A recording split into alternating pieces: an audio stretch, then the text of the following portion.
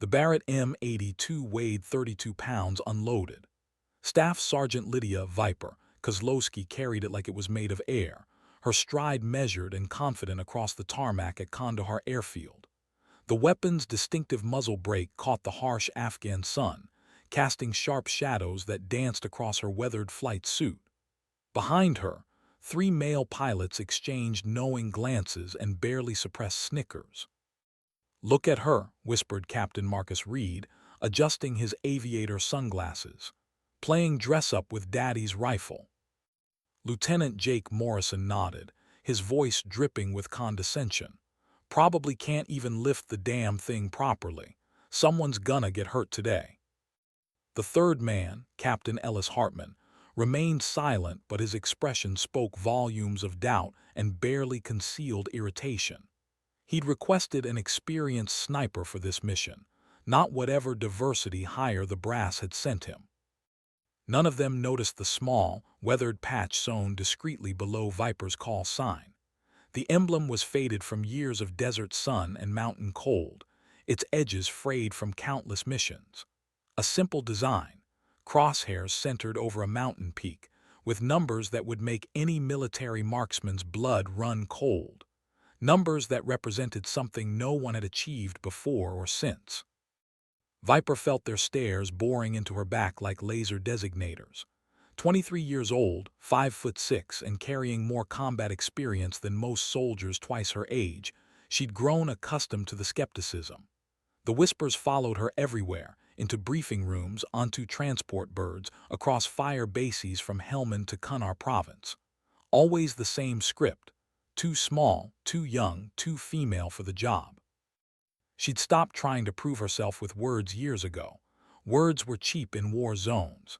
Actions spoke in languages that even the most stubborn doubters eventually understood. The mission briefing had been standard. Insurgent sniper teams had been picking off coalition forces from a ridgeline 12 clicks northeast of their position. Intel suggested at least 3 shooters working in coordination, using the terrain's natural blind spots to devastating effect. 2 American soldiers were already down. 1 Canadian Forces sniper team had been forced to withdraw after taking effective fire, and the situation was escalating rapidly.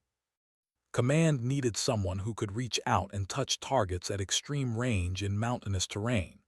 Someone who understood wind patterns at altitude, bullet drop compensation, and the patience required for precision shooting in hostile territory. They'd gotten Viper. What they didn't know yet was exactly who Viper was. The CH-47 Chinook's twin rotors beat the air with methodical precision as it lifted off from Kandahar, carrying its cargo of skeptical pilots and one determined sniper toward what would become a defining moment in modern military marksmanship. The aircraft's hull vibrated with familiar intensity, a sensation Viper had experienced hundreds of times across 2 combat deployments. Captain Hartman's voice crackled through the comm system, barely audible over the helicopter's thunderous noise. "Viper, you copy?" "Lima Charlie, Captain," she responded, her voice steady and professional despite the obvious tension radiating from her fellow passengers. "Run through your equipment check one more time. This isn't a training exercise." The condescension in his tone was unmistakable. Viper's jaw tightened almost imperceptibly, but her voice remained level. "Barrett M82A1, 50 caliber, match-grade ammunition, Leopold Mark IV scope, range finder, wind meter, shooting mat, and bipod. All systems green." Reed leaned forward in his jump seat, his voice carrying that particular brand of masculine skepticism that had followed Viper throughout her military career. "You ever actually fired that cannon at anything that wasn't a paper target, sweetheart?" The helicopter banked sharply to avoid potential ground fire, and Viper's equipment shifted with practiced ease. She'd secured everything with the methodical precision of someone who understood that loose gear could mean the difference between mission success and catastrophic failure. 67 confirmed kills, she said quietly, her eyes focused on the Afghan landscape scrolling past through the aircraft's small windows. Longest confirmed at 2,800 meters. Morrison laughed, a harsh sound that somehow carried over the rotor noise. Right, and I'm Audie Murphy. Viper's hand moved unconsciously to the faded patch below her call sign. Her fingers traced the worn emblem's edges, feeling the threads that had survived firefights in 3 different countries, sandstorms that had stripped paint from armored vehicles, and mountain cold that had frozen water in canteens solid.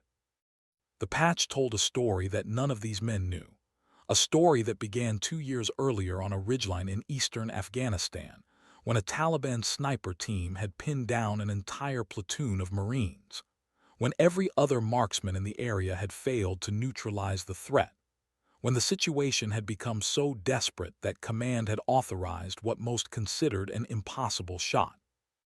2,912 meters, nearly 2 miles, a distance that pushed the Barrett M82 beyond its effective range, into territory where wind, altitude, temperature, and pure physics conspired against success. The kind of shot that existed more in legend than reality. The kind of shot that had earned Viper an entry in the Guinness Book of World Records, and a reputation that preceded her into every combat zone from Kandahar to Kunar. But reputation was a double-edged sword in the military. It attracted both respect and resentment, admiration and skepticism, especially when that reputation belonged to someone who didn't fit the traditional image of a military sniper. The Chinook's engines changed pitch as they approached the target area, and Viper could see the ridgeline that had been causing so much trouble for coalition forces. The terrain was unforgiving, sharp peaks and deep valleys that created wind patterns complex enough to confuse even experienced mountain marksmen. Perfect country for insurgent snipers who knew the land intimately. 2 minutes out, called the crew chief, his voice cutting through the mechanical noise. Viper began her final equipment check with movements that were both economical and precise. Every piece of gear had its place. Every component had been tested and retested until operation became instinctive. The Barrett M82 was more than just a weapon to her. It was a surgical instrument that demanded respect, understanding, and absolute precision. Captain Hartman studied her preparations with grudging attention.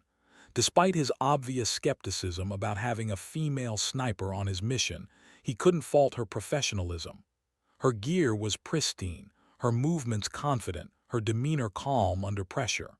Still, doubt gnawed at him like a persistent itch. "Remember," he said, his voice carrying command authority, "we've got friendlies operating in the valley below. Make sure of your targets before you engage." "Understood, sir," Viper replied, securing her rifle case and preparing for insertion. The helicopter flared for landing on a relatively flat section of mountainside that offered good overwatch of the target area. Through the dust cloud kicked up by the rotors, Viper could see the positions where insurgent snipers had been operating. The terrain was challenging but not impossible, provided you understood how to read wind at altitude and compensate for the thin air's effect on ballistics. Reed grabbed her shoulder as they prepared to disembark, his grip firm enough to convey both warning and condescension. "Listen, lady, this isn't some Hollywood movie. Real people die when snipers miss their shots." Viper looked at his hand on her shoulder, then met his eyes with a gaze that had been hardened by more combat than most soldiers ever saw. "Then it's a good thing I don't miss." The statement wasn't boastful or aggressive. It was delivered with the quiet confidence of someone stating an observable fact, like mentioning that water was wet or that gravity pulled downward. As they moved off the helicopter and took positions, Viper began scanning the ridgeline through her scope. The insurgent positions were well chosen, offering excellent concealment and multiple escape routes. Professional work from shooters who understood mountain warfare. But they were about to encounter a level of precision that would redefine their understanding of what was possible at extreme range. Morrison set up his spotting scope nearby, still radiating skepticism despite Viper's calm professionalism. "I'll call wind and range," he said, as if she were a rookie who needed guidance. "Negative," Viper replied, adjusting her scope's elevation turret with practiced precision. "I've got my own reads." The first shot came from the insurgent position at 8:47 hours local time. The distinctive crack of a rifle echoed across the valley, followed immediately by radio chatter from the pinned-down patrol below. "Contact, contact," taking effective fire from the ridgeline approximately grid November 774862. "One wounded, requesting immediate sniper support." Viper tracked the sound to its source through her Leopold scope, scanning methodically for the telltale signs of a sniper hide. Movement, muzzle flash, unnatural shadows, anything that would betray an enemy position. "There," she whispered, more to herself than to her skeptical companions. 800 meters, 11 o'clock, behind the rock outcropping. Morrison squinted through his spotting scope, trying to see what Viper had identified. "I don't see anything, you sure?" Instead of answering, Viper made a subtle adjustment to her scope and settled into her shooting position. The Barrett's bipod legs bit into the rocky ground, providing a stable platform for precision work. Her breathing slowed, her heart rate decreased, and the chaotic noise of combat faded into background static. This was the zone she'd learned to enter during 2 combat deployments, a place where distractions disappeared, and the world narrowed to the precise intersection of crosshairs and target. The insurgent sniper fired again, and this time Viper saw the muzzle flash clearly. Range, 837 meters. Wind, left to right at 8 knots, gusting to 12. Elevation angle, -17 degrees. "Target acquired," she announced, her voice steady despite the pressure of performing under the skeptical gaze of her fellow soldiers. "Wait for my confirmation," Morrison insisted, still struggling to locate the target through his spotting scope. Viper's finger moved to the trigger, taking up the slack with practiced precision. The Barrett M82 was not a subtle weapon. 50 caliber rounds produced tremendous noise and massive recoil. But in the right hands, it could reach out and solve problems that other weapon systems couldn't touch. The insurgent's rifle appeared again, seeking another target among the coalition forces below. Viper's world contracted to the space between her crosshairs and the distant muzzle flash. Breathing stopped. Heartbeat steadied. Physics and precision converged into a single moment of absolute focus. The Barrett spoke with authority that echoed across the mountainside like thunder. 837 meters away, the insurgent sniper's rifle fell silent permanently. "Hit," Morrison called, his voice carrying surprised respect. "Target down." But Viper was already tracking to the second position, where movement suggested another shooter preparing to engage the patrol below. Her reputation had been built on moments exactly like this: precision under pressure, performance when lives hung in the balance. The skepticism of her companions would soon give way to something approaching awe. The second insurgent position revealed itself through the classic mistake of an inexperienced mountain sniper: movement against the skyline. Viper tracked the target smoothly, calculating range and wind compensation with mental arithmetic that had become second nature through years of precision shooting. "Second target, 10 o'clock, range approximately 1,200 meters," she called out, her voice remaining steady despite the increasing complexity of the tactical situation. Captain Hartman monitored the radio traffic from the patrol below while keeping one eye on Viper's methodical target engagement. The wounded soldier was stable, but the unit remained pinned down by at least 2 more sniper positions. Every minute of delay increased the risk of additional casualties. "Can you make that shot?" he asked, professional curiosity overriding his earlier skepticism. Viper's response came without hesitation or bravado. "Yes, sir." 1,200 meters pushed the Barrett into its optimal performance envelope, a range where the massive 50 caliber round retained both accuracy and devastating terminal ballistics. But the mountain environment added variables that separated professional marksmen from weekend shooters. Wind patterns in mountainous terrain were notoriously unpredictable, creating updrafts and downdrafts that could deflect even heavy projectiles. The thin air at altitude affected bullet trajectory in ways that required both theoretical understanding and practical experience to compensate effectively. Reed watched through binoculars as Viper made minute adjustments to her scope, her movements precise and unhurried despite the tactical pressure. "She's taking her time," he muttered, impatience evident in his voice. "Good snipers always do," Morrison replied, his earlier mockery replaced by grudging professional interest. The insurgent fired at the patrol below, the muzzle flash providing Viper with the precise location data she needed. Range, 1,183 meters. Wind, variable but primarily left to right at 6 to 10 knots. Temperature, 94 degrees Fahrenheit. Altitude, approximately 7,000 feet above sea level. All variables calculated and compensated for in the space of seconds, processed by a mind trained to perform ballistic mathematics under combat stress. Viper's breathing cycle reached its natural respiratory pause, the moment between exhalation and inhalation when the human body achieved its maximum stillness. Her trigger finger applied smooth, straight-back pressure until the Barrett's firing mechanism released. The rifle's report shattered the mountain silence like a thunderclap. 1,183 meters away, the second insurgent position went silent. "Holy shit," Reed whispered, his binoculars trained on the now-quiet ridgeline. "She actually hit him." But Viper was already scanning for the third position that intelligence had identified. Her reputation hadn't been built on 2 lucky shots. It had been forged through consistent performance at ranges that most marksmen considered impossible.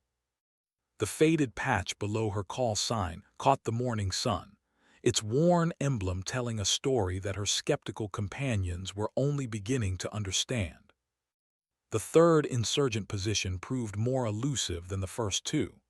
Intelligence reports suggested at least one more sniper team operating from the ridgeline, but locating concealed marksmen in mountainous terrain required patience and systematic observation skills that separated professional snipers from ordinary riflemen. Viper worked her scope methodically, scanning each potential hide with the thoroughness of someone who understood that missing an enemy position could cost friendly lives. The Barrett M82 remained rock-steady on its bipod, ready to deliver precision fire the moment a target presented itself. "Patrol reports negative contact for the past 15 minutes, Captain Hartman announced, monitoring radio traffic from the valley below. "Could be that we got them all." Morrison continued spotting through his scope, searching for any sign of remaining insurgent activity. Despite his initial skepticism, he found himself impressed by Viper's methodical approach to target identification and engagement. Professional competence was difficult to argue with, regardless of preconceived notions. "Movement," Viper called out suddenly, her voice cutting through the mountain stillness. "Far ridgeline approximately 1,800 meters 2 o'clock. Reed swiveled his binoculars toward the indicated position, straining to see what Viper had identified at nearly twice the range of her previous engagements. "I don't see anything. You sure there's something there?" Instead of responding immediately, Viper continued her observation, watching for the subtle signs that betrayed a concealed sniper position. A shadow that moved against the prevailing wind. A reflection that appeared and disappeared too regularly to be natural. The kind of details that required both exceptional eyesight and years of combat experience to recognize. "Confirmed movement," she said finally. "Insurgent sniper, estimated range 1,800 to 1,900 meters." The range pushed even the Barrett M82 toward its maximum effective capability, especially in mountain conditions where wind patterns and thin air conspired to complicate long-range ballistics. Most military marksmen would consider such a shot at the extreme edge of possibility. But most military marksmen didn't carry a faded patch that documented a successful engagement at 2,900 meters. Hartman studied the distant ridgeline through his own optics, unable to identify the target that Viper had located. "That's a hell of a long shot," he said, professional caution tempering any order to engage. "Yes, sir, it is," Viper agreed, already beginning her range and wind calculations. 1,864 meters, according to her laser rangefinder. Wind patterns were complex at this distance, requiring her to read multiple atmospheric layers and compensate for both primary and secondary wind effects. The thin mountain air would reduce her bullet's velocity and alter its trajectory in ways that demanded both theoretical knowledge and practical shooting experience. But challenging shots were exactly why the military had developed the Barrett M82 system, and exactly why they deployed Viper to handle situations that required precision at extreme range. The mathematics of long-range precision shooting became increasingly complex as distance increased. At 1,800 meters, Viper's 50 caliber projectile would experience approximately 6 seconds of flight time, an eternity in ballistic terms, during which atmospheric conditions could shift dramatically. Wind speed and direction at the shooter's position might be completely different from conditions halfway to the target or at the target itself. Temperature variations could affect powder burn rates and bullet velocity. Even the Coriolis effect, the Earth's rotation, became a factor that required compensation at extreme ranges.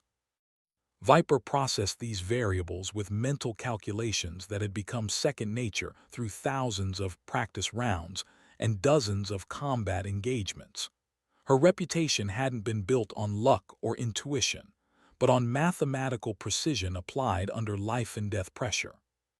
"Target is mobile," she announced, tracking the distant insurgent through her scope. "Appears to be moving between positions." This complicated the engagement significantly. Moving targets required lead calculations in addition to all the other ballistic variables, and at 1,800 meters, even small errors in prediction could result in complete misses. Morrison watched through his spotting scope, finally managing to identify the distant figure that Viper had been tracking. "I see him now. Jesus, that's a long way out." "Can you make the shot?" Hartman asked, his earlier skepticism replaced by professional curiosity about the limits of precision marksmanship. Viper's response came without hesitation. "Yes, sir." The insurgent settled into what appeared to be a permanent firing position, providing Viper with a stationary target for the first time since beginning her observation. Range: 1,864 meters, confirmed by laser measurement.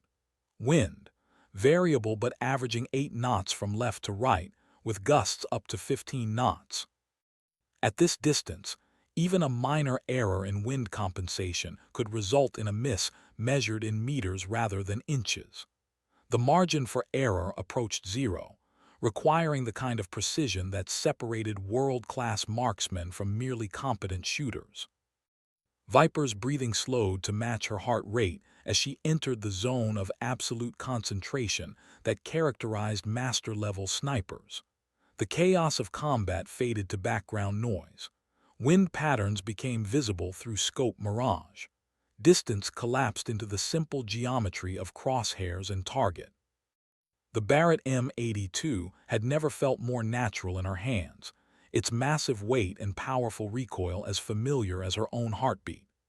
This was the weapon system that had carried her through 2 combat deployments, through impossible shots and desperate situations where precision meant the difference between mission success and disaster. Her finger found the trigger's sweet spot, taking up slack with pressure that had been calibrated through thousands of practice rounds. The insurgent appeared in her crosshairs, steady and clear despite the tremendous distance. time slowed to match the rhythm of precision shooting. The trigger brake was clean and straight, releasing the Barrett's firing mechanism with mechanical precision that sent a 50 caliber match-grade projectile screaming across the mountain landscape at 2,800 feet per second. 6.4 seconds of flight time across 1,864 meters of hostile terrain. Viper maintained her shooting position, scope trained on the target area, watching for impact signature and target reaction. At extreme range, even confirmed hits could take several seconds to become visually apparent to the shooter. Morrison tracked the target through his spotting scope, holding his breath as the seconds ticked by with agonizing slowness. The mathematics of long-range shooting were unforgiving. At this distance, wind deflection could easily carry a projectile several feet off target despite perfect aim and technique. "Flight time," Viper called out, her voice steady despite the pressure of performing under scrutiny. The distant insurgent suddenly crumpled, his weapon tumbling down the rocky slope as the 50 caliber projectile delivered its devastating terminal ballistics with surgical precision. "Hit," Morrison shouted, unable to contain his excitement. "Clean hit at 1864 meters." Captain Hartman lowered his binoculars, looking at Viper with an expression that mixed professional respect with barely concealed amazement. 3 targets engaged, 3 targets neutralized, with the longest shot pushing the Barrett M82 to its absolute performance limits. Reed shook his head slowly, his earlier mockery replaced by something approaching awe. "I've never seen shooting like that, not at those ranges." But Viper was already scanning for additional targets, her professional focus unchanged despite the successful engagement. Combat situations remained fluid until all threats were neutralized and friendly forces were secure. Celebration was a luxury that could wait until the mission was complete. "Patrol reports all clear," Hartman announced, monitoring radio traffic from the valley below. "No further contact from insurgent positions." The ridgeline that had been terrorizing coalition forces for 3 weeks had gone silent. 3 well-positioned sniper teams had been neutralized by precision fire from ranges that pushed military marksmanship into legendary territory. Morrison began packing his spotting equipment, still shaking his head in disbelief. 1,800 meters with a first-round hit on a moving target. That's not just good shooting, that's impossible shooting. "Apparently not," Reed replied, his earlier skepticism completely evaporated. But neither man had yet noticed the small, faded patch below Viper's call sign. The emblem that would explain exactly why impossible shots were simply another day's work for the woman carrying the Barrett M82. The patch that documented a shot that had redefined the boundaries of what human precision could achieve under combat conditions. 2,912 meters, a world record that stood alone in military marksmanship history. As they prepared for extraction, Viper methodically cleaned and secured her equipment with the same precision that had characterized her shooting. The Barrett M82 was field-stripped, inspected, and packed with movements that spoke of countless repetitions and absolute familiarity with the weapon system. Captain Hartman coordinated pickup with the helicopter crew while keeping one eye on his unexpectedly capable sniper. 3 confirmed kills at ranges from 800 to 1,800 meters represented the kind of marksmanship that military legends were built upon. "Where did you learn to shoot like that?" he asked, genuine curiosity replacing his earlier skepticism. Viper paused in her equipment check, considering how to answer a question that inevitably led to conversations she preferred to avoid. "Practice," she said simply, returning to her methodical gear preparation. The response was accurate but incomplete. Practice had indeed been crucial, but practice alone couldn't account for the kind of precision shooting she demonstrated. Natural talent, exceptional vision, mathematical aptitude, and psychological resilience under pressure had all contributed to her development as a marksman.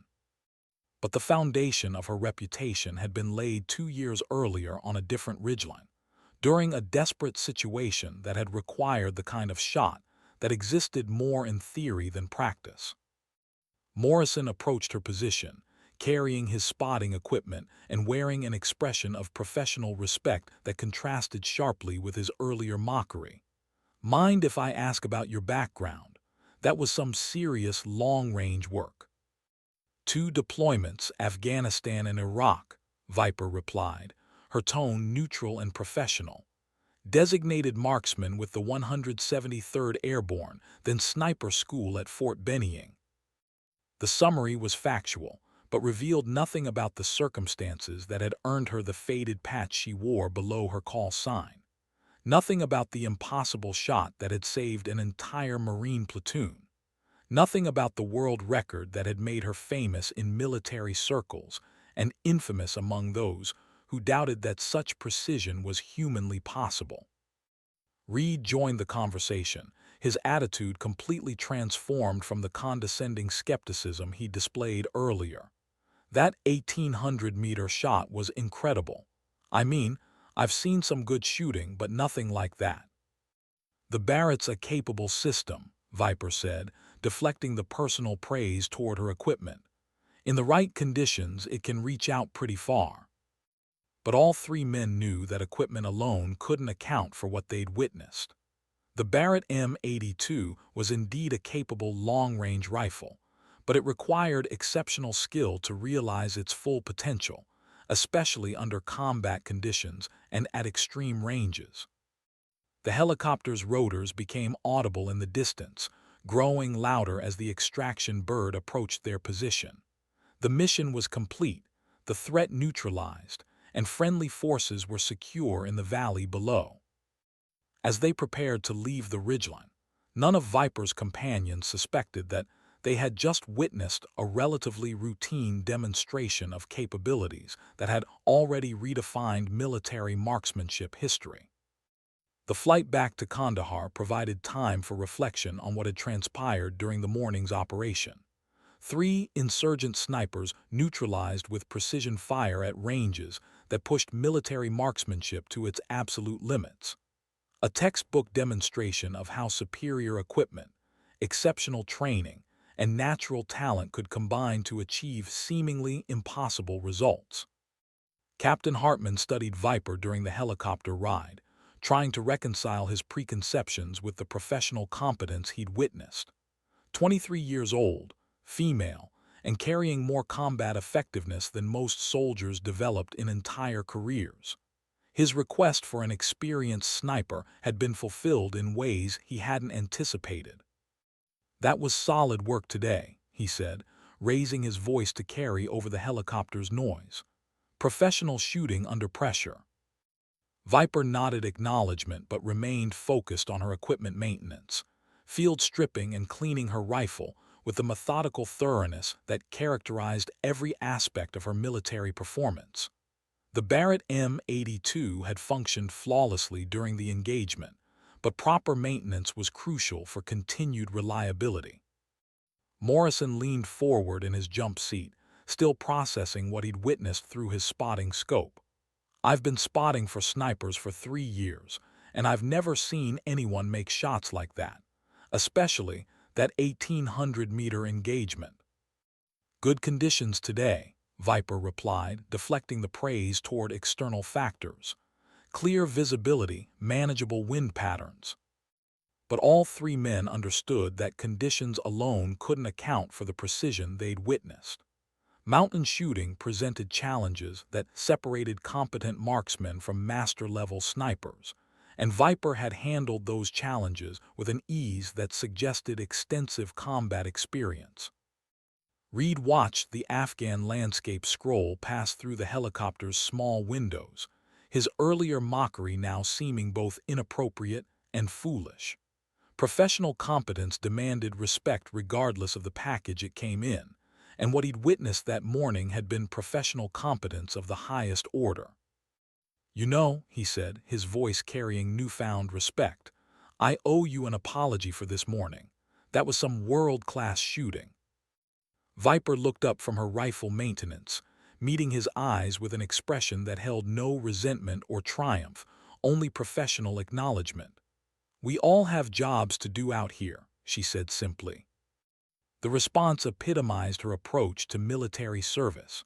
Focus on mission accomplishment rather than personal recognition. Let performance speak louder than words, and maintain professional standards regardless of external skepticism or support. But hidden beneath her flight suit, the faded patch below her call sign told a different story. A story of precision that had transcended normal human limitations and entered the realm of legend. A story that none of her companions had yet discovered. 2,912 meters.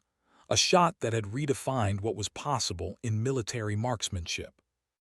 Kandahar Airfield appeared on the horizon as the Chinook began its approach, the massive military installation sprawling across the desert landscape like a small city dedicated to the logistics of modern warfare. Runways capable of handling everything from fighter jets to massive cargo aircraft, hangars housing millions of dollars worth of military equipment, and temporary structures that had become semi-permanent fixtures of the ongoing conflict. Viper secured her equipment for landing, each piece of gear finding its designated place in her kit with the efficiency born of countless repetitions.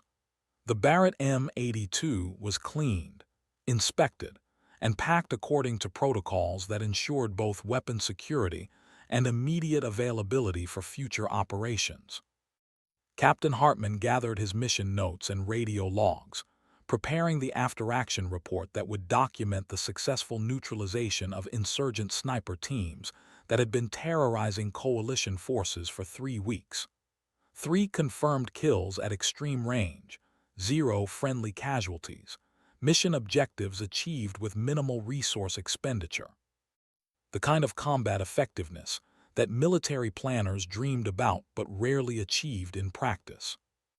Outstanding work today, Viper, he said as the helicopter touched down.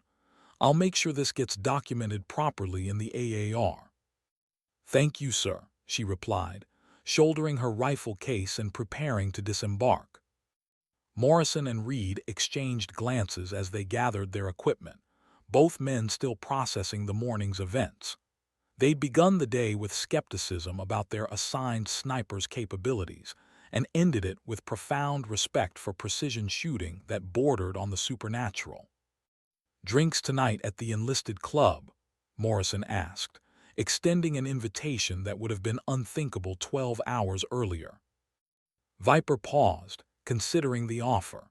Social integration was important for unit cohesion, but she'd learned to be cautious about situations where alcohol might loosen tongues and lead to conversations about topics she preferred to keep private. Maybe another time, she said diplomatically. Thanks for the solid spotting work today. The compliment was genuine. Morrison had provided professional support throughout the engagement, and his spotting skills had contributed to mission success, even if his target identification hadn't quite matched her own capabilities. As they walked across the tarmac toward their respective destinations, none of the men noticed the small group of soldiers who'd been waiting near the helicopter landing area. Marines from a reconnaissance unit who'd been tracking Viper's movements with interest that bordered on reverence. They recognized the faded patch below her call sign. They knew exactly who Viper was, and what she'd accomplished 2 years earlier on a ridgeline that had become legendary in military sniper circles. They knew about the shot that had saved an entire platoon and redefined the boundaries of human precision under combat conditions.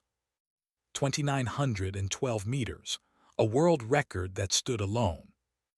The Marines approached with the respectful deference typically reserved for living legends, their movements careful and deliberate as they intercepted Viper's path across the tarmac. Staff Sergeant Mike "Reaper" Davidson led the group, his own reputation as a precision marksman making his obvious respect all the more significant. "Excuse me, Staff Sergeant," he said, his voice carrying the distinctive blend of professionalism and awe that characterized Marines meeting someone whose achievements had transcended normal military recognition. "Could we have a word?" Viper paused, recognizing the look in their eyes.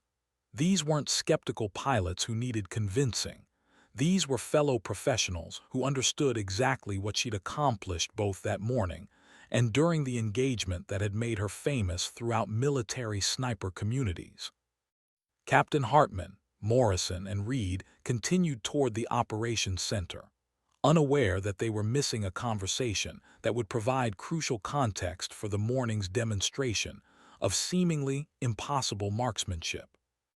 "Sure," Viper replied, setting down her equipment case and facing the Marine reconnaissance team.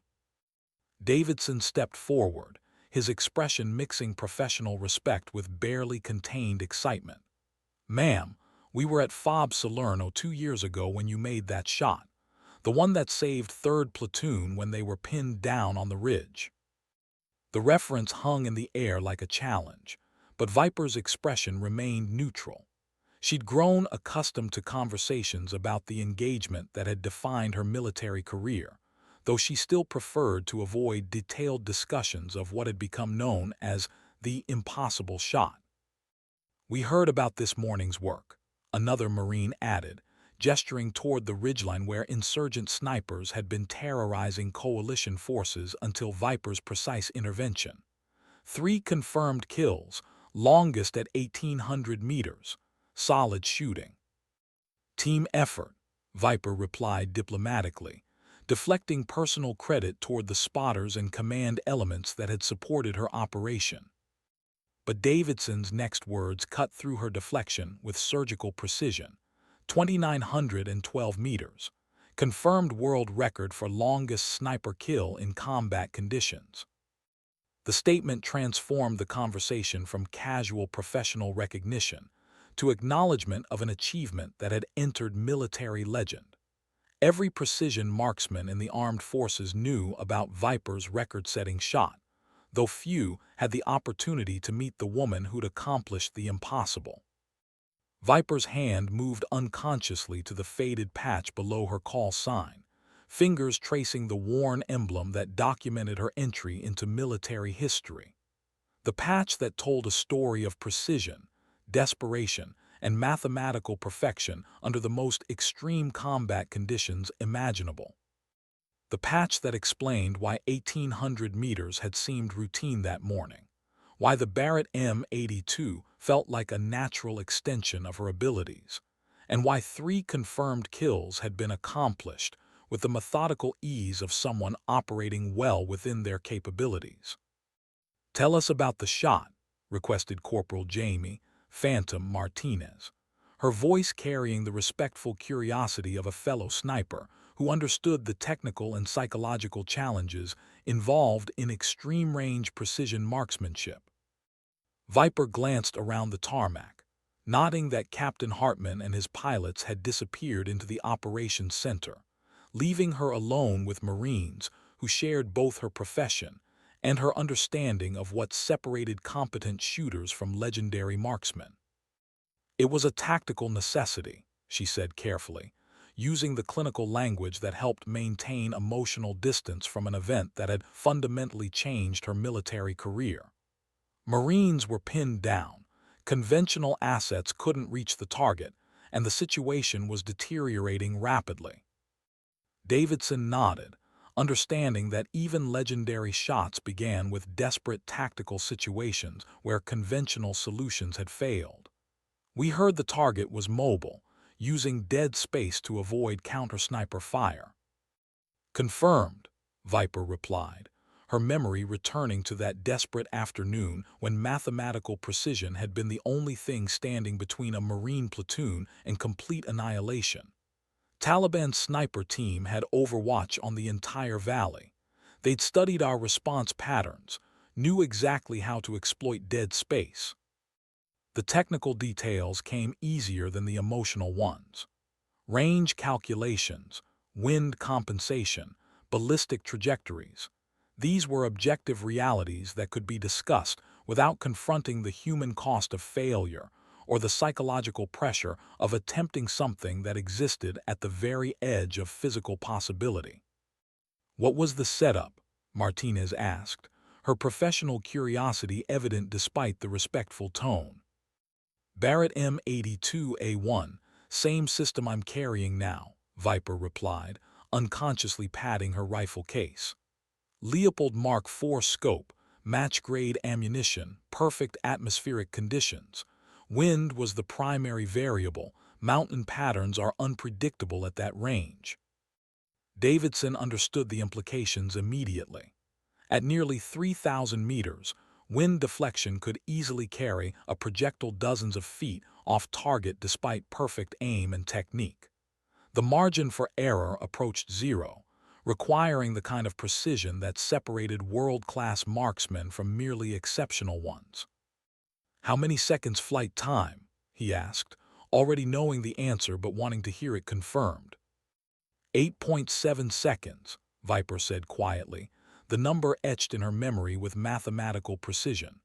Enough time for wind patterns to shift, for the target to move, for any of a dozen variables to turn a perfect shot into a complete miss.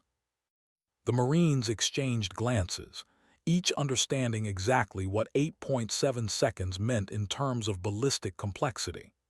At that distance, even the Earth's rotation became a factor requiring compensation, and atmospheric conditions could change dramatically during projectile flight time. "But you made the shot," Martinez said, her voice carrying a mixture of professional respect and barely concealed awe. Viper's fingers traced the faded patch below her call sign, feeling the worn threads that had survived 2 combat deployments and countless conversations exactly like this one. "The Marines needed it made," she said simply, as if that explained everything. In many ways, it did. The conversation was interrupted by the approach of Captain Hartman, who'd finished his initial mission debrief and was searching for his unexpectedly capable sniper. His expression mixed professional satisfaction with lingering curiosity about the woman who demonstrated marksmanship capabilities that exceeded anything in his previous experience. "Viper, we need to schedule a more detailed after-action review," he said, nodding politely to the Marines who'd been monopolizing her attention. "That was some exceptional shooting today." The Marines stepped back respectfully, recognizing that operational debriefings took precedence over informal conversations about legendary shots and world records. But Davidson caught Viper's attention before she could follow Hartman toward the operations center.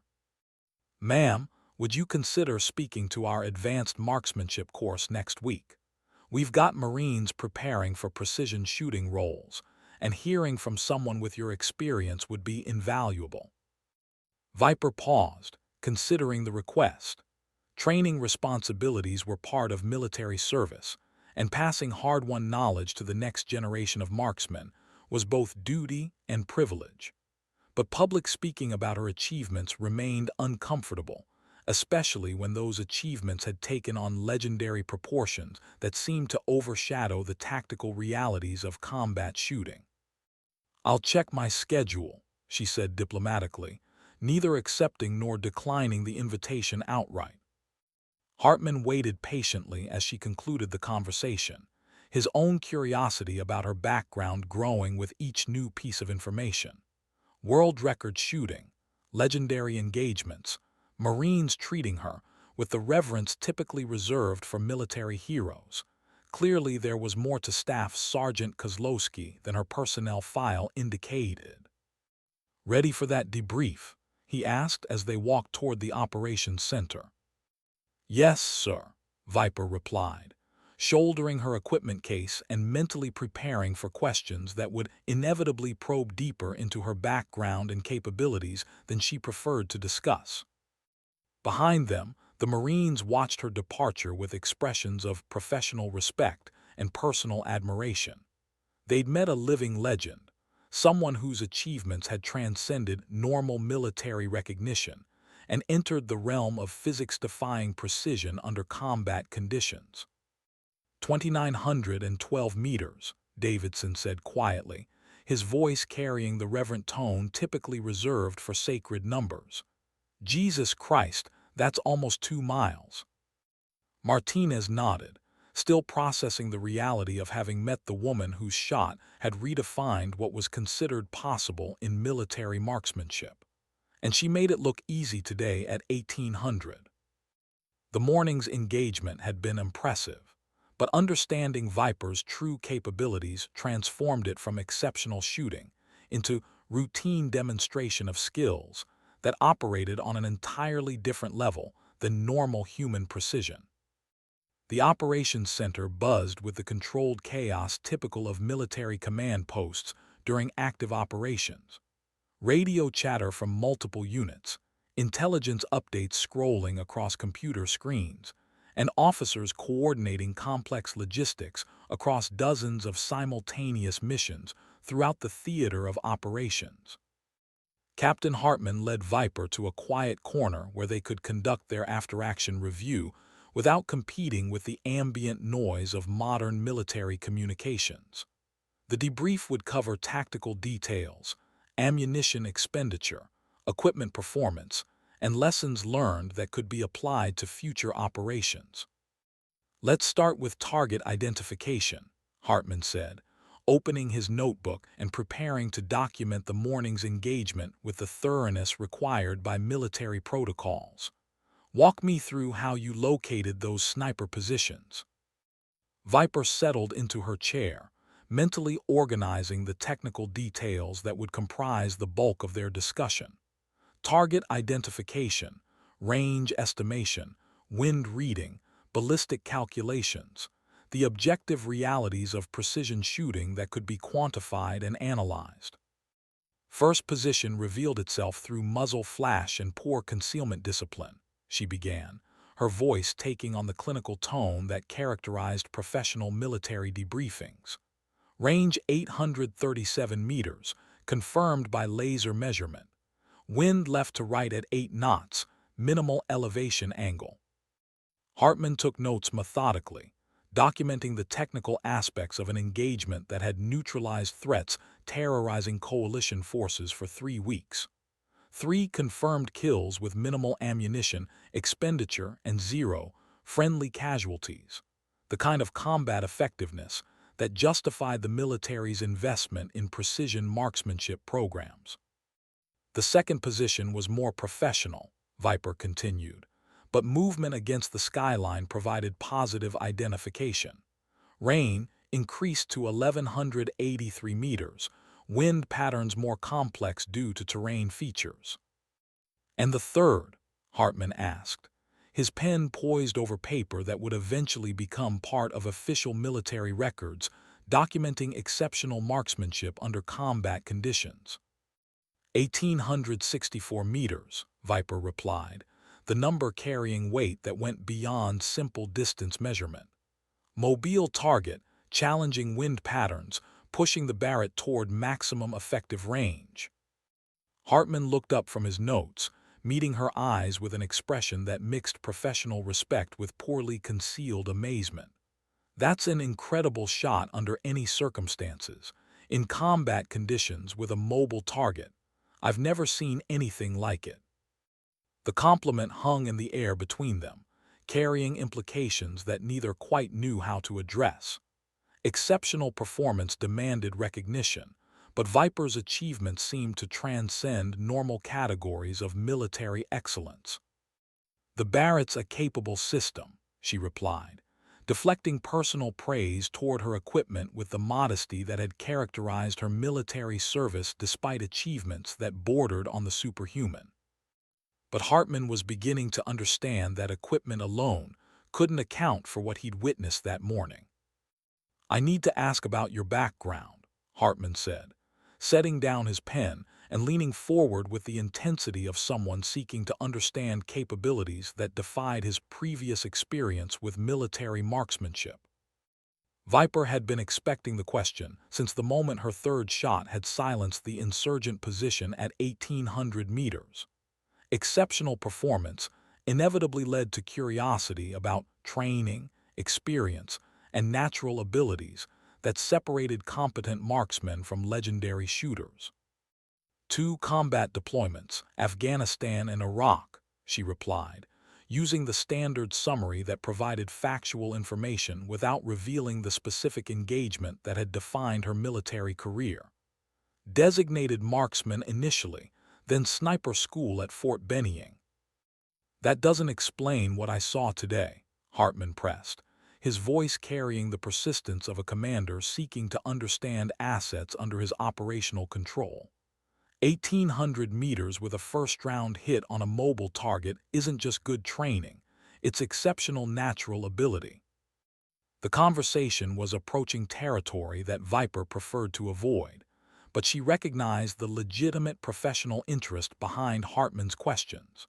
Unit commanders needed to understand their personnel's capabilities, especially when those capabilities exceeded normal expectations. Her fingers moved unconsciously to the faded patch below her call sign, tracing worn edges that had survived 2 combat deployments and countless conversations about achievements that had transcended normal military recognition. There was an engagement 2 years ago, she said carefully, choosing words that would provide necessary information without inviting detailed discussion of what had become known throughout military circles as the impossible shot. Hartman's expression sharpened with interest. Professional soldiers developed instincts about which stories mattered, and something in Viper's tone suggested that this particular engagement had been career-defining. "Go on," he encouraged, his notebook forgotten as he focused entirely on what promised to be crucial context for understanding the woman who demonstrated seemingly impossible marksmanship that morning. Viper took a deep breath, mentally preparing for a conversation she'd had dozens of times but still found difficult to navigate. The technical aspects were straightforward enough: range, wind, atmospheric conditions, ballistic calculations. But the human elements remained complex, emotionally charged, and deeply personal despite their professional significance. "Marine platoon pinned down on a ridgeline near Fob Salerno," she began, her voice taking on the clinical tone she used to maintain emotional distance from events that had fundamentally changed her military career. Taliban sniper team had overwatch on the entire valley. Conventional assets couldn't reach them. The setup was familiar to anyone with combat experience. Desperate tactical situations, where conventional solutions had failed and unconventional approaches, became necessary for mission success and friendly force preservation. "The Marines were taking casualties," Viper continued, her memory returning to that desperate afternoon when mathematical precision had been the only thing standing between a Marine platoon and potential annihilation. Medevac couldn't reach them, close air support was unavailable due to weather, and the Taliban position was beyond the effective range of organic weapons systems. Hartman understood immediately the tactical nightmare she was describing. Units pinned down by effective sniper fire faced a simple equation: neutralize the threat or accept mounting casualties, while attempting withdrawal under continued precision fire from concealed positions. "What was the range?" he asked, though something in his tone suggested he was already beginning to suspect the answer would be extraordinary. 2,912 meters, Viper replied quietly, the number carrying weight that seemed to compress the air between them. Hartman's pen stopped moving entirely. Nearly 3,000 meters, almost 2 miles of hostile terrain, mountain wind patterns, and atmospheric conditions that would challenge the most advanced weapon systems available to modern military forces. The kind of distance that existed more in theoretical discussions of ballistic possibilities than practical combat applications. "That's," he began, then stopped, struggling to find appropriate words for what she just described. "Impossible," Viper finished for him, using the word that had followed her throughout 2 years of military service since that engagement. "That's what most people say." But the faded patch below her call sign told a different story. The worn emblem documented an achievement that had been verified by multiple witnesses, confirmed by laser measurement, and entered into official military records as the longest confirmed sniper kill in combat history. A world record that stood alone in the annals of human precision under fire. The shot was verified, Hartman asked, professional skepticism warring with growing awareness that he was speaking with someone whose achievements had transcended normal military recognition. Multiple witnesses, laser-confirmed range, official documentation, Viper replied, her voice carrying the matter-of-fact tone of someone stating observable facts rather than making extraordinary claims. The implications were staggering. If Staff Sergeant Lydia Kozlowski held the world record for longest confirmed sniper kill, then the morning's demonstration at 1,800 meters hadn't been exceptional performance. It had been routine operation well within her established capabilities.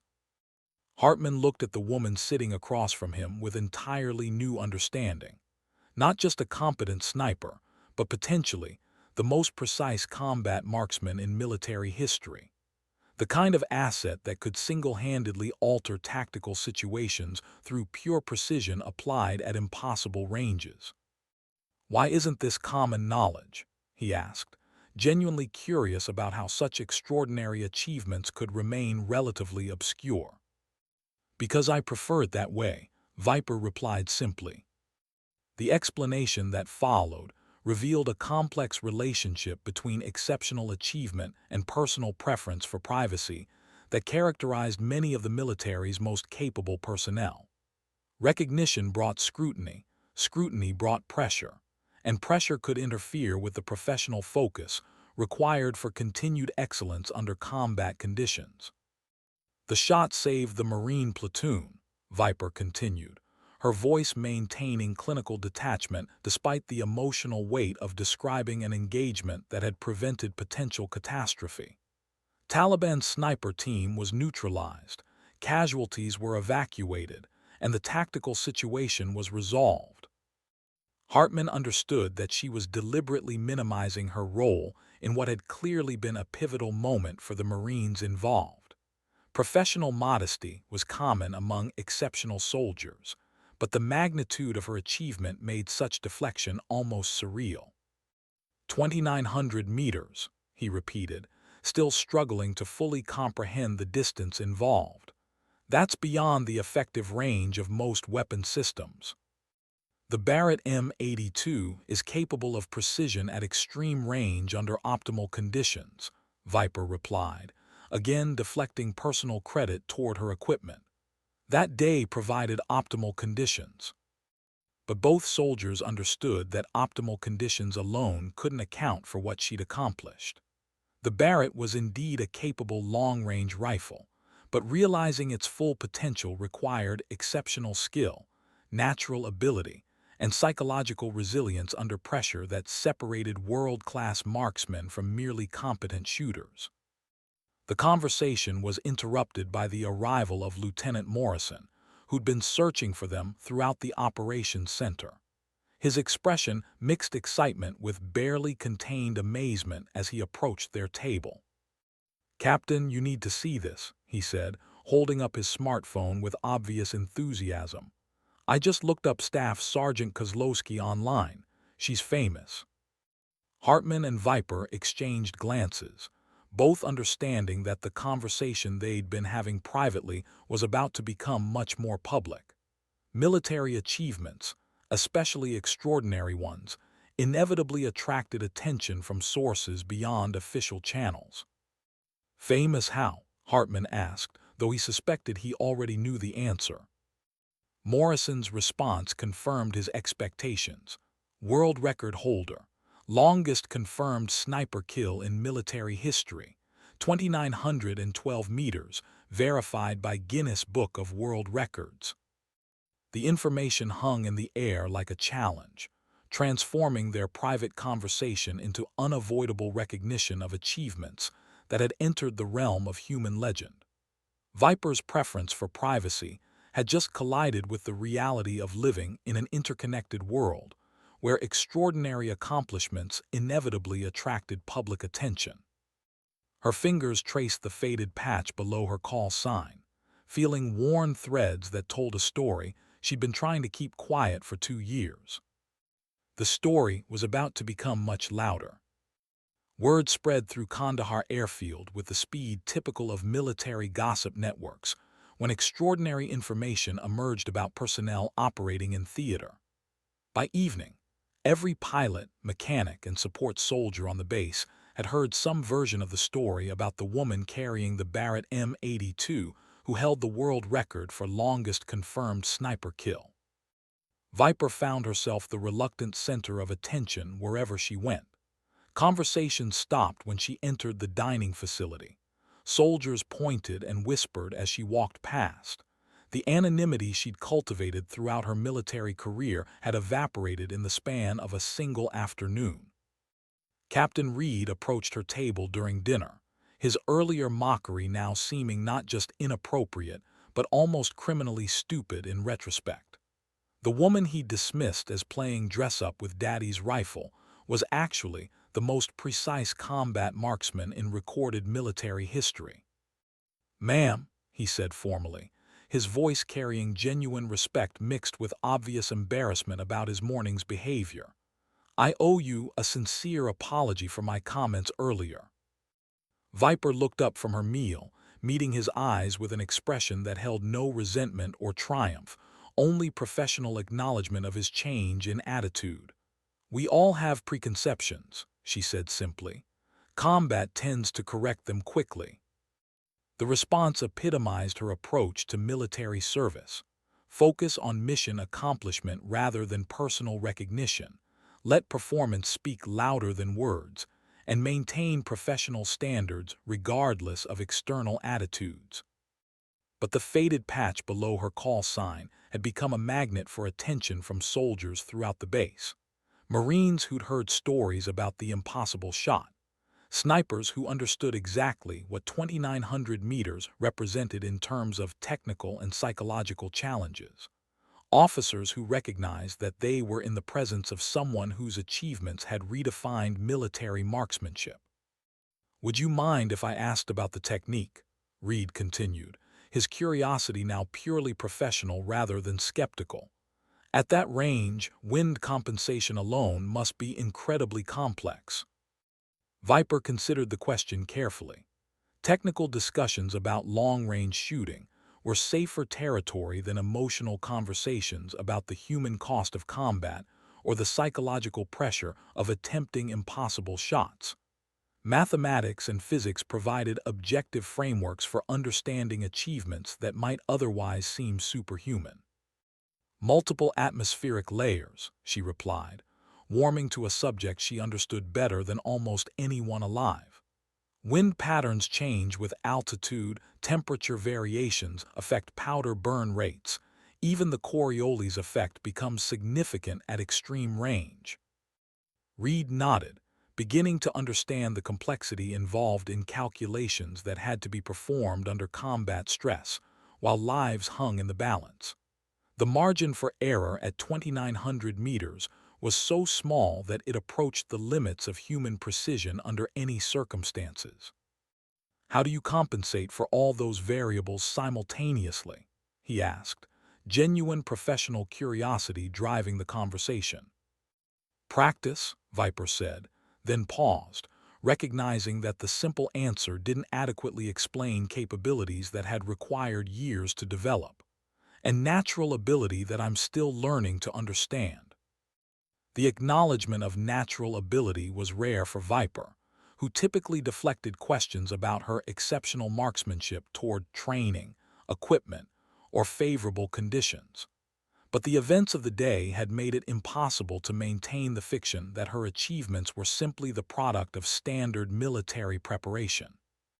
2,912 meters represented precision that transcended normal human capabilities and entered territory where natural talent, perfect training, and optimal conditions converged to produce results that redefined what was considered possible under combat conditions. Morrison joined their conversation, carrying his own dinner tray and wearing an expression of professional respect that contrasted sharply with his morning skepticism. "I've been thinking about that 1800-meter shot all day," he said, settling into a nearby chair. "At the time, I thought it was incredible shooting. Now I realize it was probably routine for you." Viper paused, considering how to respond to an observation that was both accurate and uncomfortable. Her world record had indeed made the morning's engagement seem relatively straightforward, but she preferred not to emphasize the gap between her capabilities and those of other precision marksmen. "Every shot is different," she said diplomatically. "Range, wind, target behavior, atmospheric conditions, they all vary enough that nothing ever feels truly routine." The response was honest, while avoiding direct comparison between her abilities and those of more conventional marksmen. But all three men understood the underlying reality. Someone capable of precision at 2,900 meters would find 1,800 meters well within their established comfort zone. "The Marines want you to speak to their advanced marksmanship course," Reed mentioned, remembering the conversation he'd witnessed earlier on the tarmac. "That would be incredible training for them, hearing from someone with your experience." "I'm considering it," Viper replied, though her tone suggested ambivalence about accepting such high-profile responsibilities. Teaching was indeed part of military service, and passing hard-won knowledge to the next generation of marksmen represented both duty and privilege.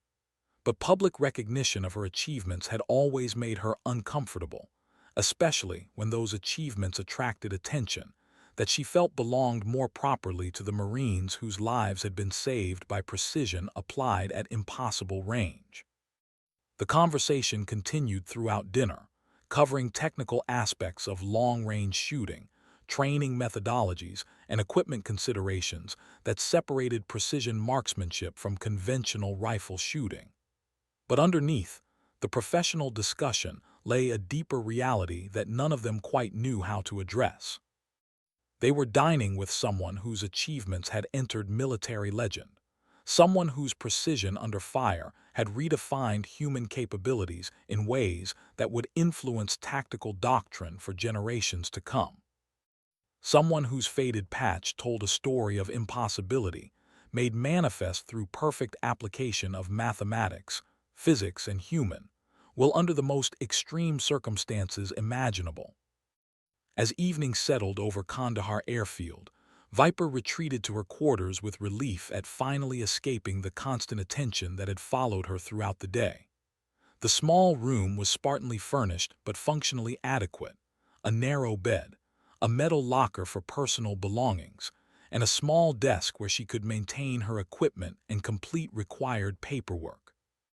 The Barrett M82 dominated the space, occupying most of the available floor area when properly laid out for maintenance. Field stripping and cleaning, the massive rifle had become a meditative ritual that helped her process the day's events while ensuring continued weapon reliability. Each component was inspected with the thoroughness born of understanding that equipment failure under combat conditions could mean the difference between mission success and disaster. The bolt assembly, barrel system, scope mounts, every piece examined and maintained according to standards that exceeded official requirements. Her personal effects were few but carefully chosen: a photograph of her parents at her military graduation, a small collection of books on ballistics and meteorology, and carefully stored in a protective case, the official documentation of her world record achievement, witness statements, range verification, and Guinness certification that had transformed her from anonymous soldier into military legend. The documentation was precise and comprehensive, covering every aspect of the engagement that had defined her career. Weather conditions, atmospheric data, range measurements, target descriptions, and witness testimonies that corroborated an achievement most people considered impossible. A knock at her door interrupted her equipment maintenance. She opened it to find Staff Sergeant Davidson, the Marine reconnaissance leader who'd approached her earlier on the tarmac, carrying a bottle of whiskey and wearing an expression of genuine respect. "Ma'am," he said formally, "I wanted to properly thank you for what you did 2 years ago. That platoon you saved included my brother." The statement carried emotional weight that transformed their earlier professional conversation into something much more personal. Viper had grown accustomed to abstract recognition of her achievements, but direct connection to the Marines whose lives had been preserved by her precision remained profoundly moving. "Your brother?" she asked, stepping aside to allow Davidson into her quarters. "Lance Corporal Tommy Davidson, 3rd Platoon, 2nd Squad," he replied, his voice carrying pride mixed with gratitude that had been 2 years in the making. "He was one of the Marines pinned down on that ridgeline when you made the shot." The conversation that followed would provide context that transformed Viper's world record from abstract achievement into deeply personal validation of choices made under desperate circumstances. Her precision had prevented tragedy, her mathematics had preserved families, and her impossible shot had ensured that Marines like Tommy Davidson could return home to continue their lives. The faded patch below her call sign had never felt more meaningful. Davidson poured whiskey into 2 metal cups with the practiced efficiency of someone accustomed to military quarters and improvised social situations. The alcohol was quality single malt, clearly saved for special occasions and conversations that demanded proper recognition of extraordinary service. "Tommy talks about that day all the time," he said, settling into the room's only chair while Viper sat on her bed, the Barrett M82 field stripped between them like a monument to precision engineering. "Says he watched your muzzle flash through binoculars and knew immediately that someone was about to save their lives." Viper accepted the whiskey gratefully, understanding that this conversation represented something beyond casual military socializing. Family connections to her achievements were rare but profoundly meaningful when they occurred, providing human context for mathematical precision applied under combat conditions. 2,900 meters, Davidson continued, his voice carrying the reverent tone that numbers acquired when they represented the difference between life and death. "Tommy said the Taliban sniper just disappeared. 1 second he was picking off Marines, the next second he was gone." The description was clinically accurate but emotionally inadequate for what had transpired during those desperate seconds. The Taliban sniper team had been systematically destroying 3rd Platoon with precision fire from a position that conventional weapons couldn't reach. Every minute of delay increased casualties, and conventional solutions had proven inadequate for the tactical situation. "It was a complex shot," Viper said quietly, her memory returning to atmospheric conditions that had been simultaneously optimal and challenging. Mountain winds, thin air, moving target, everything had to be perfect. "And it was," Davidson replied, raising his cup in a toast that carried 2 years' worth of gratitude. "Perfect shot, perfect timing, perfect result." They drank in comfortable silence, sharing whiskey and unspoken understanding of what combat precision meant when applied under desperate circumstances. The Barrett M82 components lying between them represented more than military equipment. They embodied the convergence of human skill and mechanical precision that had prevented tragedy on a distant ridgeline. "Tommy's getting married next month," Davidson mentioned, his voice carrying quiet satisfaction about family continuity that might not have been possible without Viper's intervention. "Says he wants to name his first son after the sniper who saved his platoon. Problem is, he doesn't know your real name." Viper paused, considering the implications of such personal connection to her military service. Anonymous achievement was comfortable. Human recognition carried emotional weight that was both meaningful and overwhelming. "Lydia," she said finally, "my name is Lydia." The simple statement represented more personal revelation than she typically shared with fellow soldiers, but Davidson's family connection to her achievements made normal privacy concerns seem inadequate to the situation. Lydia Davidson, he mused, testing the sound of the name. Tommy's going to love that. The conversation continued late into the evening, covering topics that ranged from technical marksmanship to the human cost of military service in ways that Viper rarely allowed herself to explore. Davidson's gratitude was genuine and specific, grounded in family connections that transformed her abstract achievements into deeply personal validation. "You know what the hardest part is?" she asked, the whiskey and emotional conversation combining to lower defenses she typically maintained around discussions of her military career. "Everyone focuses on the distance, the record, the impossibility of it all." Davidson waited patiently, understanding that she was approaching something important that required careful attention rather than quick responses. "But the hardest part was knowing that if I missed, Marines would die," she continued, her voice carrying vulnerability that contrasted with the professional confidence she displayed during combat operations. "That's 8.7 seconds of flight time where you're holding your breath and praying that physics works exactly the way the textbooks say it should." The admission revealed psychological pressure that accompanied extreme-range precision shooting under combat conditions. Technical challenges were manageable through training and practice, but the emotional weight of knowing that human lives depended on mathematical perfection added dimensions that separated combat marksmanship from competitive shooting. "You didn't miss," Davidson said simply, his words carrying the weight of absolute fact supported by his brother's continued existence. "No," Viper agreed quietly, "I didn't."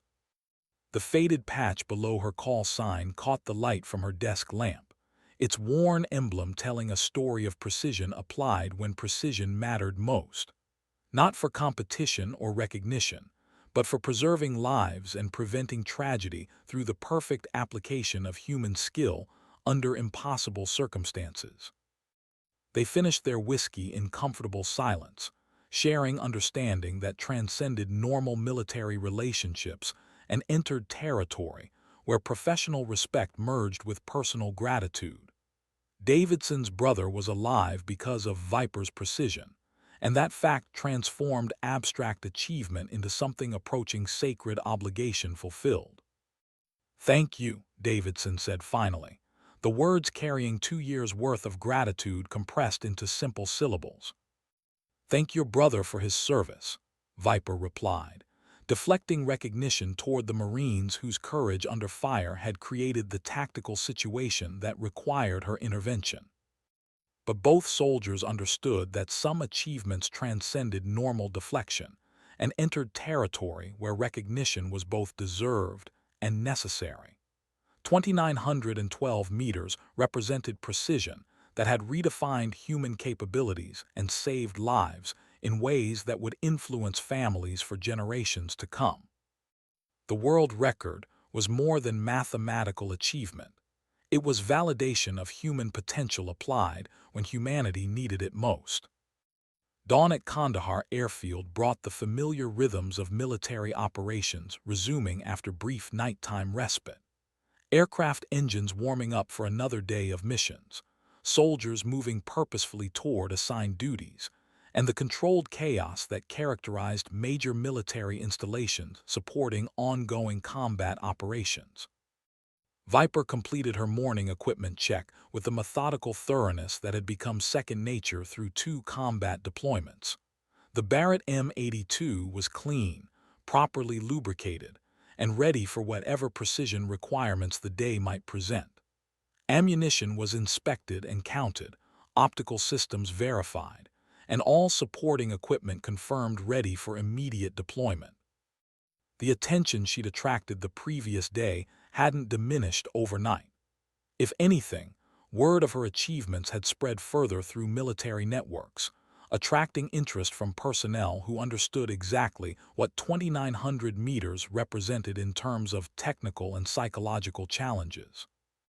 A message was waiting at the operations center, requesting her presence at a briefing with senior officers who'd been following reports of her exceptional marksmanship. The summons wasn't unexpected.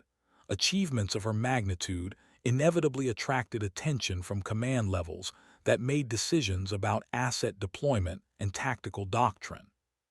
Captain Hartman was waiting outside the briefing room, his expression mixing professional anticipation with poorly concealed excitement about the recognition his unit was receiving through association with Viper's capabilities.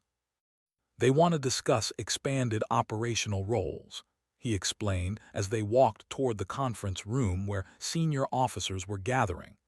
Your precision shooting has applications beyond standard sniper missions. Viper nodded understanding while maintaining the professional composure that had characterized her military service despite achievements that bordered on the superhuman. Recognition brought opportunities, but it also brought pressure and expectations that could interfere with the focused simplicity she preferred. The briefing room contained more senior officers than typically gathered for standard operational discussions. Colonels, generals, and specialized personnel, whose presence suggested that her achievements had attracted attention from levels of command responsible for theater-wide tactical planning. Staff Sergeant Kozlowski, said Brigadier General Patricia Hayes, rising from her chair with the respect typically reserved for military personnel whose achievements had transcended normal recognition. Your reputation precedes you. The statement carried weight beyond simple courtesy. Military officers at General Hayes's level didn't gather for routine personnel discussions. They assembled when individual capabilities had potential to influence operational planning and tactical doctrine across entire theaters of operation. Viper's faded patch caught the briefing room's fluorescent lighting, its worn emblem visible to officers who understood exactly what the simple design represented in terms of human achievement under impossible circumstances. 2,912 meters, a world record that was about to become something much more significant than individual accomplishment. Please take a seat, General Hayes continued, gesturing toward a chair positioned where Viper could address the assembled officers. We'd like to discuss how your unique capabilities might be applied to some challenging tactical situations we're facing throughout the theater. The phrasing was careful, diplomatic, and entirely inadequate for describing precision that had redefined human limitations under combat conditions. But military language often struggled with achievements that transcended normal categories of professional competence. Colonel James Martinez, the theater's senior intelligence officer, opened a folder containing photographs and tactical assessments that represented weeks of frustrated attempts to address threats that conventional assets couldn't neutralize. We have 17 high-value targets operating from positions that put them beyond the effective range of standard military systems. The photographs showed mountainous terrain throughout Afghanistan, where insurgent leadership had taken refuge in locations chosen specifically to exploit range limitations of coalition weapons. Valleys too distant for artillery, ridgelines beyond sniper capabilities, and strongholds that had become sanctuaries through simple geographic positioning. Conventional approaches have proven inadequate, Martinez continued, his voice carrying professional frustration about tactical problems that had resisted solution through standard military methods. Air strikes are complicated by civilian populations, ground assault is impractical due to terrain, and our longest-range assets top out at roughly 1,500 meters under optimal conditions. Viper studied the photographs while understanding exactly where the conversation was heading. Her world record achievement had demonstrated capabilities that extended military reach into previously impossible territory, potentially transforming tactical situations that had seemed unsolvable through conventional means. What ranges are we discussing? She asked, though the photographs already suggested answers that pushed toward the extreme limits of even her exceptional abilities. Between 2,500 and 3,200 meters, General Hayes replied, her voice carrying the matter-of-fact tone that military professionals used when discussing operations at the edge of physical possibility, targets that have been considered untouchable until now. The numbers hung in the air like a challenge. 2,500 to 3,200 meters represented distances that pushed beyond even her world record achievement, entering territory where success would require perfect conditions, flawless execution, and precision that existed at the absolute pinnacle of human capability. But the faded patch below her call sign suggested that impossible had become possible once before, on a ridgeline where Marines' lives had depended on mathematics applied with surgical precision across nearly 3,000 meters of hostile terrain. If it had been done once, perhaps it could be done again. The tactical briefing continued for 2 hours, covering 17 separate targets whose elimination would significantly degrade insurgent capabilities throughout the theater. Each represented a specific challenge in terms of range, terrain, atmospheric conditions, and target behavior that would require customized solutions beyond standard military doctrine. Some operated from cave complexes in mountainous regions where traditional airstrikes risked civilian casualties. Others moved between fortified positions using timing and routes that had been studied for months without yielding conventional attack opportunities.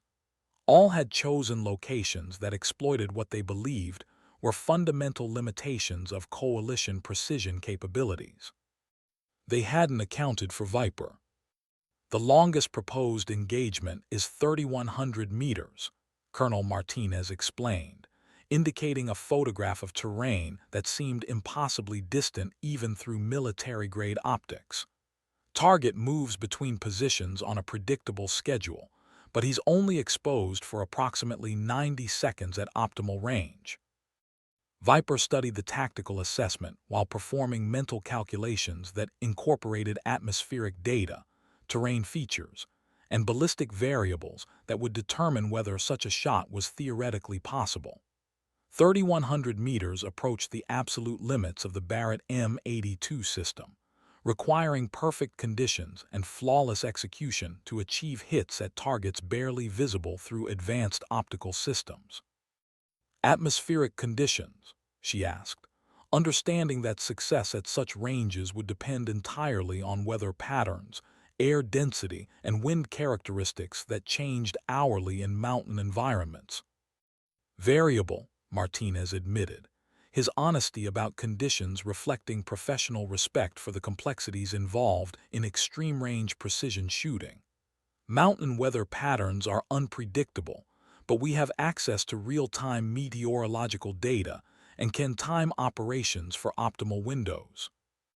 General Hayes leaned forward, her expression mixing command authority with genuine curiosity about capabilities that existed at the intersection of human skill and technological possibility. Staff Sergeant, in your professional assessment, are these engagements feasible? The question carried weight that extended far beyond individual targeting decisions.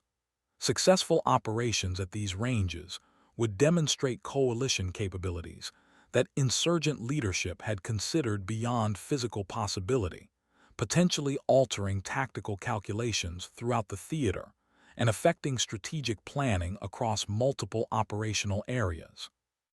Viper considered her response carefully, understanding that her assessment would influence operational decisions affecting thousands of military personnel and civilians throughout Afghanistan.